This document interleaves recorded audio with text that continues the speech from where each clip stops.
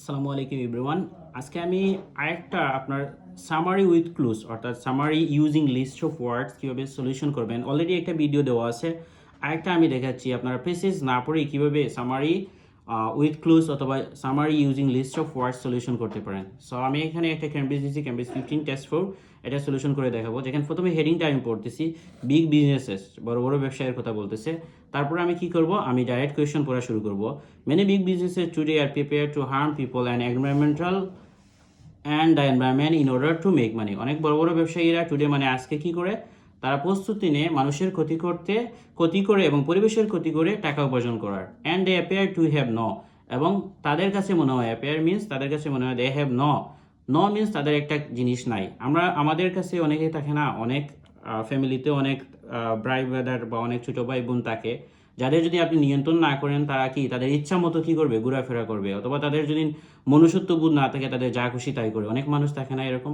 So এখানে ন বলছে একটা জিনিস নাই। কাদের নাই? কাদের নাই? এই ব্যবসা করে কারা? মানুষেরই তো ব্যবসায়ী, ঠিক আছে? সো মানুষরা করে, মানুষদের কি নাই? সো এখানে কোনো একটা জিনিস নাই। হতে পারে তাদের তত্ত্বাবধান কেউ নিয়ন্ত্রণ না করে না, অথবা তাদের কোনো নীতি নৈতিকতা নাই। দেশই তারা কী করে, অবৈধ উপায়ে বা পরিবেশের ক্ষতি করে, মানুষের ক্ষতি করে টাকা পয়সা ইনকাম করে। সো আমি এখন কি করব, এই যে লিস্ট অফ ফ্রেজেস যেগুলো আছে সেখান থেকে দেখব কোনো নিয়ন্ত্রণের কোনো শব্দ আছে কিনা, অথবা কোনো চিজিস শব্দ আছে কিনা। দেখেন এখানে আছে কন্ট্রোল, হয় তাদের কোনো কন্ট্রোল মানে নিয়ন্ত্রণ নেই, অথবা মোরাল স্ট্যান্ডার্ডস মিনস কি তাদের নৈতিকতা নেই, ঠিক আছে? সো আমি এই দুইটার মাঝে একটা দেখেন অপশন আসলে এখানে অলমোস্ট 9টা থেকে আপনি যখন অপশন 2টা করে নিয়ে আসবেন তখন আপনার কি আনসার 50-50 হয়ে যাবে। আপনি যদি যে কোনো একটা দিন হয়ে যেতে পারে, বাট আমি প্যাসেজটা একটু হালকা দেখে আসবো।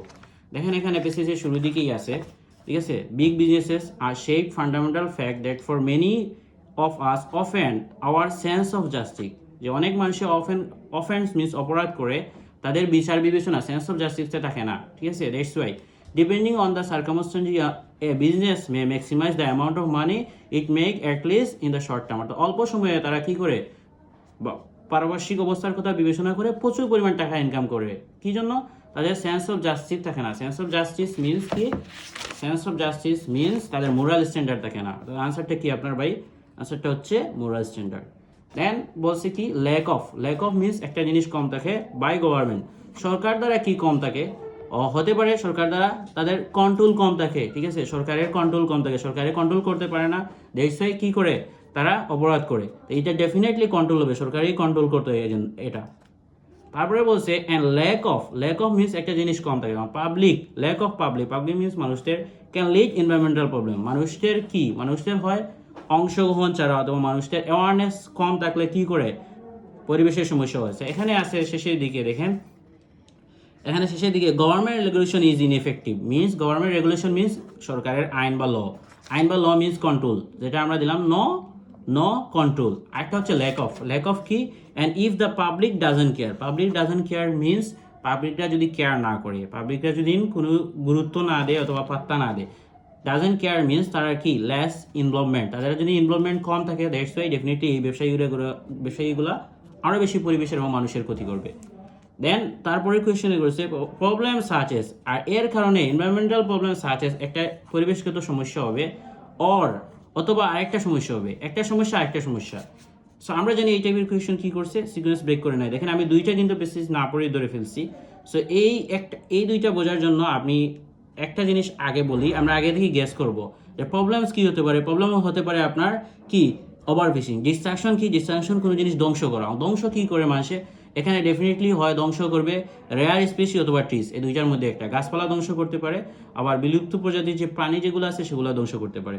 এখন দেখেন আমি একটু পেসেজটা চুপ বলিয়ে আসবো। এখানে আছে that is still case today for fisherman in an unmanage fishery means তাদের ফিশিংটা কোনো কন্ট্রোল থাকে না, মানে ওভার ফিশিং, অতিরিক্ত ফিশিং করে।